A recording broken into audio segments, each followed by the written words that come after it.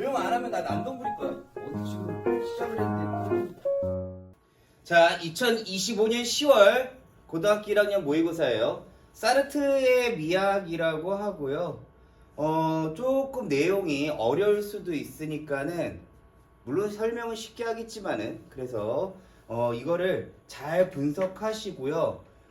여기에 대한 내용을 숙지하시길 바랍니다. 영상은 이거 한 번만 보면 안 돼요. 여러 번 봐야 됩니다. 자, 볼게요. 자, 첫 번째. 실존은 본질에 앞선다. 이는 철학자 사르트르의 인간에 대한 존재론적 관점을 잘 보여준다. 여기서 실존이라고 하는 것은 무엇이냐? 라고 얘기했을 때, 자, 이게 좀 중요해요. 사물의 인식이나 의식에서 독립해서 존재하는 일. 그러니까는 우리가 뭐 의자라든지 돌멩이라든지 연필이라든지 이런 것들은 지금 뭐야? 실존하고 있는 상태죠. 우리가 의식하지 않아도 실존하고 있는 상태. 다음, 본질은 무엇이냐? 라고 했을 때 이 철학적인 개념에서의 본질은 사물의 현상 뒤에 있는 실제. 그러니까 뭐야? 얘의 어떤 존재 이유 같은 것들, 생각하는 것들, 이런 것들이 본질입니다. 예를 들어 의자라고 얘기했을 때 우리가 눈에 앞에 보이는 의자는 이거는 뭐야? 실존이에요. 그러면 이 본질은 무엇이냐라고 했을 때 본질은 우리 의자에 앉는 것, 편하게 쉬는 것, 머릿속에 존재하는 그 본질. 이게 실존은 본질에 앞선다라고 하는 말이 이게 무슨 의미냐라고 얘기했을 때 어려워요. 그렇지만 나는 쉽게 설명할 거야. 이거부터 알고 있어야 된다. 첫 번째, 주목해야 할 점은 본질은 실존에 앞선다. 반대요. 실존은 본질에 앞선다가 아니라 본질은 실존에 앞선다부터 얘기합시다. 자, 이 얘기는 뭐냐? 예를 들어 A라고 하는 사람이 집에 앉을 무엇인가가 필요했어요. 그래서 밖에 있는 나무를 잘라서 의자를 만들어야지. 내가 편하게 앉을 의자를 만들어야지 목적과 생각을 가지고 있어요. 이게 본질입니다. 그래서 나무를 가지고 와서 A가 구상한 모양과 나무의 질감을 잘 살려가지고 의자를 만들어서 내 눈앞에 딱 갖다 놨어요. 이게 실제입니다. 그렇기 때문에 나무 의자에게 있어서는 본질이 실존에 앞서는 거죠. 내 말 이해되니? 그러니까 뭐야? 의자라고 하는 것이 눈앞에 있었다라고 하는 것은 이 의자를 만들려고 하는 어떠한 목적, 생각 이런 것들이 먼저 앞섰기 때문에 이 의자가 내 눈앞에 실제 하는 거예요. 자, 그런데 사르트르가 뭐라고 얘기했다고? 인간에 대한 존재론적 관점이래요. 그러면은 인간에 대해서는 의자와 다르게 생각하고 있다라는 게 사르트르의 관점이라는 거예요. 자, 그는 인간이 태어날 때부터 정해진 본질이나 역할을 지닌 존재가 아니라, 여기까지 한번 끊어볼게요. 자, 사르트르 본질이 실존에 앞선다. 반대로 인간에게 있어서는 실존이 본질에 앞선다 라고 얘기를 했어요. 그럼 뭐야? 인간과 일반적인 사물은 뭔가 다르다라는 거죠. 그래서 인간이라고 하는 것은 본질이나 역할을 지닌 존재가 아니라는 거예요. 그러니까 내가 만약에 태어났어. 그런데 그러니까 윤상이가 태어난 게 누군가의 내가 윤상이를 이렇게 해서 이렇게 만들어야지 라고 생각하고 인간이 만들어진 게 아니라는 거예요. 그렇기 때문에 역할이나 본질을 지닌 존재가 아니라 의식을 통해서 새롭게 구성할 수 있는 존재라고 여긴 거예요. 인간이라고 하는 것은 누군가가 어떠한 본질이나 역할이나 목적이나 생각을 가지고 난 이렇게 인간을 만들어야지 라고 해서 만들어진 것이 아니라 인간이라고 하는 것은 내가 지금 이 공간에 있으면 실존하는 거죠. 그런데 이 실존하는 게 이 상태에서 나는 무엇인가 본질을 만들어낼 수 있는, 새롭게 만들어낼 수 있는 그러한 존재라고 여긴 거예요. 그에 의하면 인간의 의식은 고정된 실체가 아니라 항상 어떤 가능성을 향해 나아가는 지향성을 지닌다라는 거예요. 자, 이것도 한번 다시 볼게요. 만약에 인간 A가 나무 의자를 만들듯이 누군가가 어떠한 생각, 역할, 이런 것들이 본질이겠죠. 그래서 사람의 형상을 만든 것이 아니라는 거예요. 인간이라고 하는 실제는 스스로 의식을 통해서 자신을 새롭게 만들어낼 수 있는, 본질을 만들어 갈 수 있는 존재라고 여긴 거예요. 인간에 대해서 다르게 본 입장이죠. 그래서 사르트르는 인간이 능동적이고 주체적인 존재다. 나무 의자가 능동적이고 주체적인 게 아니죠. 근데 인간은 그렇게 봤다는 거예요. 그리고 그 의식이라고 하는 것은 고정된 것이 아니라 계속 바뀌어 나갈 수 있다는 거죠. 만들어낼 수 있고 어떤 가능성에 의해서 향해 나아가는 지향성을 지니고 있다. 여기서 의식이 지향성을 지닌다라는 말은 중요합니다. 그래서 인간의 현실의 대상을 그대로 받아들이는 것이 아니라, 자, 내가 만약에 있잖아, 의자를 만들고 싶어요. 그 의자를 가지고 내가 이거를 그냥 의자다라고 바라보는 것이 아니라 의식을 통해서 현실의 대상, 나아가 나 자신까지도 바꿀 수 있다라는 거예요. 자, 그래서 인간의 의식이라고 하는 것은 대상뿐만 아니라 현재의 나 자신까지도 초월할 수 있게 만드는 것, 그것을 인간의 의식이라고 보았습니다. 자, 그래서 1문단 인간의 능동성과 주체성을 인정한 사르트르입니다. 자, 다음 두 번째 문단 갈게요. 그렇다면 사르트르는 인간이 어떻게 의식을 통해 현실을 초월할 수 있다라고 보았는가? 그러니까는 그래, 아까 의식이라고 하는 것을 통해서 어떻게 인간의 나 자신을 초월할 수 있을까? 그게 무슨 의미지? 그 해답은 무화와 상상이라고 하는 작용에서 찾는다. 여기서 무화와 상상에 대한 개념을 잘 알고 있어야 돼요. 반드시 시험 문제 나옵니다. 먼저 무화라고 하는 것은, 이때 무화라 할 때 무는 있잖아, 없을 무자예요. 아무것도 없다. 의식이 어떠한 상태를 지향하는 과정에서 현실의 사물이나 상태를 그대로 수용하지 않고 그것을 부정하거나 약간 거리를 두면서 다른 가능성을 여는 활동을 말한다. 어렵지? 무슨 말인지. 그러니까는 예를 한번 들어볼게요. 예를 들어 A에게, 윤상에게 엄마가 야, 넌 의사가 돼야 돼 라고 이렇게 얘기를 했다고 칩시다. 그런데 무화, 그것을 그대로 수용하지 않고 부정하거나 엄마 말은 없었던 걸로 무화, 아니면은 에이 그건 아니야, 아니면은 살짝 거리를 두고 그게 맞아? 이런 식으로, 그래서 의사가 되는 것을 없는 것처럼 부정하는 것으로 처리하고 다른 가능성을 여는 것, 이게 무화라고 하는 거예요. 그래서 사르트르의 유명한 저서가 존재와 무라고 하는 저서가 있는데요. 거기에서 이 이야기가 좀 더 자세하게 나옵니다. 어쨌든 간에 다음, 이러한 무화를 통해서 현실에 있는 것을 부정하고 자신으로부터 그것을 약간 분리함으로써, 이 얘기는 뭐야? 대상과 거리를 조금 둠으로써 있지 않은 것을 새롭게 지향할 대상으로 정립할 수 있게 되는 것이다. 참 이 말 멋진 말이에요.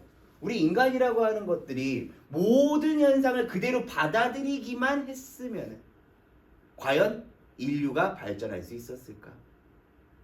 이건 아니지 않을까? 에이 저거는 없는 걸로 생각하고 또는 거리를 둠으로써 계속 이렇게 새롭게 정립하다 보니까는 발전할 수 있었던 게 아닐까라고 생각합니다. 그래서 이때 현실에 있지 않은 것을 떠올리는 것은 상상이다. 네, 이번에는 상상이에요. 무화와 상상. 이 상상은 단순한 환상과 달리 현실을 무화함으로써 제일 먼저 중요한 개념이 무화예요. 상상이라고 하는 것은 현실을 무화함으로써 새로운 비실제적 대상, 그러니까는 뭐야? 보이지 않는 것. 이것을 창조하는 능동적인 의식의 활동이다라는 거예요. 그래서 다시 무화가 중요한 겁니다. 그래서 상상과 환상의 차이점은 무엇이냐? 상상은 환상과 달리 창조적이고 능동적인 활동이라는 거예요. 가령 눈앞의 사과를 보고 그것이 빨간색이나 둥근 모양이라고 지각한다라고 하자. 지각이라고 하는 것은 내가 어떠한 시각, 촉각, 미각 이런 것들을 감각을 통해서 어떠한 것을 얻게 되는 거예요. 지식을. 그래서 내가 만약에 사과를 봤는데 저 사과는 시각적으로 빨간색이고 둥그란 모양이야. 우리의 의식은 사과의 모습 그 자체, 사과에 가졌던 생각을 무화함으로써 사과의 내부가 비어있다라는 가능성, 그리고 탐욕, 유혹과 같은 새로운 상을 떠올리는 상상을 할 수 있다. 예를 들어 있잖아. 만약에 이거 예전에 한번 삼성전자에 되게 유명한 면접의 문제 중에 하나였는데요. 장님에게 빨간색을 설명하시오. 이렇게 얘기했을 때 있잖아. 장님한테 빨간색을 설명하래. 그러면 사람들은 있잖아. 이 빨간색이라고 하는 것에 대해서 여러 가지 생각을 하게 됩니다. 빨간색. 정열? 사랑? 이런 식으로 여러 가지 생각을 하면서 이 빨간색 그 자체에만 신경 쓰지 않고 여러 가지 또 생각을 할 수 있겠죠. 그래서 여기에서 있잖아. 뭐 여러 가지 생각을 할 수 있어요. 그래서 내부가 비어있다. 아니면 탐욕이다, 유혹이다 이런 새로운 모양을 떠올릴 수 있는 상상인데 더 나아가 사과를 관찰하고 있는 나를 무화하고 지금 이 실제는 뭐야? 내가 사과를 보고 있다예요. 하지만은 그 사과를 통해서 사과를 좋아하는 나 이것까지 상상함으로써 현재의 자신도 초월할 수 있다라고 하는 거예요. 더 나아갈 수 있다는 얘기. 그래서 두 번째 문단은 의식을 통해서 무화와 상상을 통해서 현실과 현재의 자신까지도 초월할 수 있다라는 거예요. 자, 다음 사르트르는 이러한 무화 상상이 예술의 창작과 감상에도 적용될 수 있다라고 보았다. 자, 이번에 무화와 상상을 예술의 영역으로 설명하고 있는 겁니다. 예술가들은 무화 상상을 통해 현실을 그대로 모방하지 않고 예전에는 화가가 그림을 똑같이 모사하는 것이 가장 중요할 때가 있었죠. 그런데 생각을 해봐. 사진기가 발명이 됐어요. 그러면은 그 화가는 의미가 있을까? 똑같이만 만드는 그런 화가 안 중요하죠. 그래서 화가들은 이제는 뭐야? 똑같이 그리는 거 말고 그 너머의 새로운 세계를 창조한다. 예를 들어 화가가 눈앞에 있는 사과를 보고 새롭게 상상한 색과 형태로 그것을 그렸다라고 하자. 이거는 미술 시간에 배웠는지 안 배웠는지 잘 모르겠지만 야수파라고 있어요. 의도적으로 우리가 일반적으로 알고 있는 사과는 사과 빨간색일 거야. 그런데 사과를 막 보라색으로 그린다든지 주황색으로 그린다든지 여러 가지 색깔, 초록색, 파란색 여러 가지 색깔로 그래서 인상 깊게 그리는 그런 화가들도 있었어요. 그런 것도 다 여기에 해당하는 겁니다. 그래서 새롭게 상상한 색과 형태로 그것을 그렸다라고 하자. 이 그림은 현실의 사과를 지시하는 것이 아니라 예술가의 의식이 새롭게 지향하는 대상을 표현한 것이다. 네, 그래서 뭐 아까 전에 의식이라고 하는 것은 지향성이 있다라고 얘기했어요. 그리고 그것을 그대로 받아들이지 않고 무화와 상상을 통해서 이런 식으로 표현한 것입니다. 이처럼 예술가의 의식이 지향하는 대상은 구체적인 물질적 기반을 통해서 비실제적 대상을 구성하는 방식으로 나타나게 된다. 그러니까 여기서 뭐야? 예술가의 의식이 지향하는 대상. 그러니까 예술가가 무엇인가를 드러내고 싶어. 구체적인 물질적 기반. 뭐 아까 전에 화가 같은 경우에는 물감이나 캔버스가 되겠죠. 그래서 비실제적 대상. 그래서 뭐야? 현실의 사과가 아닌 이 사람이 무화와 상상을 통해서 뭔가 만들고자 하는 것. 그래서 이렇게 구성하는 방식이 예술이라고 본 거예요. 사르트르는 이러한 물질적 기반을 아날로공이라고 명명했다. 그래서 아날로공, 추상적인 것, 머릿속에 존재하는 것, 비실제적인 대상, 이런 것들을 느끼게 할 수 있게 만드는 것이라는 거죠. 그러니까 예를 들어 있잖아. 뭐 우리 그런 명화는 알고 있을 거예요. 예를 들어 뭐 그 뭉크의 패닉 막 지금 막 혼란스러워하고 있는 그 모습을 그림으로 그린 거야. 근데 우리가 알고 있는 어떤 패닉, 혼란 또는 뭐 괴로움, 고통 이런 것들은 다 뭐야? 비실제적인 거죠. 추상적인 거죠. 이것을 우리가 뭐야? 감각적으로 느낄 수 있게 그림으로 보여준 거잖아. 그치? 그래서 이런 것들이 예술이라고 하는 거예요.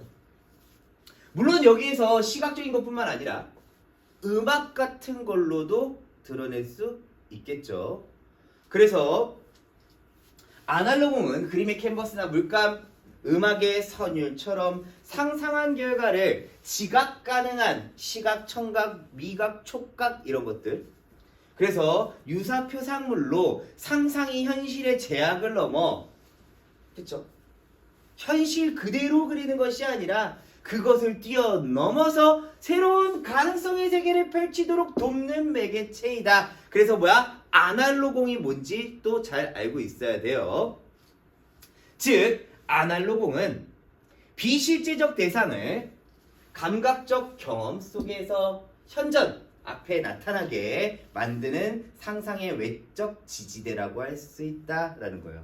자, 그래서 다시 예술의 창작에 적용되는 무화와 상상 그리고 아날로공에 대한 개념도 잘 정리해 두셔야 됩니다. 다음, 예술가뿐만 아니라 예술에 감상하는 사람도 역시 마찬가지다. 사르트르에 따르면 감상자는 예술작품을 단순히 물질적 대상으로만 받아들이는 것이 아니라 와! 그림이다. 얘는 유화다. 얘는 캔버스야. 그냥 빨간색이네 파란색이네 이런 식으로 보는 것이 아니라 그 물질성을 초월한 그 대상을 상상하게 된다라는 거예요. 그래서 예를 들어 피카소가 그린 게르니카를 보고 와 저거는 저런 그림이다 이렇게 마음속으로 이러한 혼란 속에서 이러한 것을 그렸구나라는 것을 상상할 수 있어야 된다라는 거죠. 감상자들도. 그는 감상자의 무화와 상상의 결과로 탄생하는 그 대상이 바로 미학적 대상이라고 보았다. 그래서 감상자도 무화와 상상을 해서 그래서 그것을 감상하고 그리고 어떠한 상상을 통해서 우리가 미학적인 대상이라고 이렇게 판단하는 거예요. 사르트르는 감상이 의식을 통해서 작품과 감상자 자신을 초월하는 활동이라는 점에서 다시 감상자든지 예술가라든지 다 마찬가지로 자신을 초월하는 활동이에요. 그래서 감상자를 작품의 의미를 그대로 받아들이는 자가 아니라 능동적으로 의미를 창조하는 자라고 보았으며 쌤이 옛날에 있잖아 듀샹이라고 하는 예술가가 있는데 이 사람의 샘이라고 하는 작품을 보고 굉장히 충격을 받았어요. 뒷샹의 셈 같은 경우에 누군가가 나에게 그렇게 설명해 주지 않았지만은 내가 뒷샹의 셈 뭐 본 적은 있을지도 몰라요. 예를 들어 있잖아. 누구나 볼 수 있는 변기예요. 그 변기가 뒤집어 있어요. 그래서 여기다가 제목을 셈이라고 적어놨어요. 잠깐만. 왜 저게 셈이지? 나는 그걸 보고 굉장히 생각에 잠겼단 말이야. 왜 제가 셈이지? 그런데 소변기가 똑바로 놓여 있으면은 우리는 오줌을 싸고 물이 내려가게 돼 있죠. 그런데 만약에 있잖아. 이것을 뒤집어 놓는다라고 하면은 마치 샘처럼 올라가는 느낌이 아닐까라는 상상을 했어요. 이건 내 능동적인 상상이에요. 그리고 이 뒤집는다라고 하는 것. 우리가 그냥 저건 소변기잖아 라고 받아들이는 거는 무화 상상이 아니죠. 그런데 저거는 소변기가 아닐 거야. 무화. 그쵸? 저거는 샘처럼 솟는다. 뭔가 뒤집으면은 전복을 시키면은 우리는 더 새로운 것을 지향할 수 있지 않을까라고 하는 의도로 뒷샹이 만든 게 아닐까라고 생각을 했어요. 감상자 역시 상상한 거죠. 그래서 능동적으로 의미를 창조하는 자로 보았으며 예술작품은 감상자의 무화와 상상이 더해질 때 비로소 완성된다라고 주장하였다. 이처럼 사르트르의 예술 철학에서 창작과 감상은 모두 인간의 의식의 무화와 상상을 바탕으로 한 실존적 활동이다. 예술가는 현실을 무화하고 상상을 통해서 그것을 재구성함으로써 자신의 자유를 실현하고, 여기서 또 중요한 건 뭐야? 이러한 무화와 상상은 자유를 실현할 수 있게 만드는구나. 다시, 만약에 있잖아. 내가 어떠한 소변기를 보았을 때 이것은 소변기다라고 하는 생각, 이 정도밖에 안 된단 말이야. 그런데 내가 만약에 이것을 보고 나는 이게 샘이라고 생각할 수 있어? 라고 하면은 더 넓은 영역으로도 갈 수 있다라는 거죠. 그게 뭐야? 여기서 얘기하는 자유입니다. 감상자는 작품과 상호작용 속에서 그 의미를 스스로 구성하며 자유로운 상상의 주체가 된다. 자, 여기에서 이 무화와 상상은 자유를 만들어줄 수 있는 것이다 라는 거죠. 결국 사르트르에게 예술은 자유로운 인간이 세계에 던지는 물음이자 응답이라고 하는 것이다. 이 얘기는 뭐냐? 인간은 무화와 상상을 통해서 세계를 구성해가는 실존적인 활동이라는 의미예요. 이러한 무화와 상상을 통해서 이 세계는 이것보다 더 다른 것이 있지 않을까? 점점 확장하고요. 이러한 물음 그리고 거기에 대해서 무엇인가 얻으면 응답이 될 수도 있겠죠. 자, 여기까지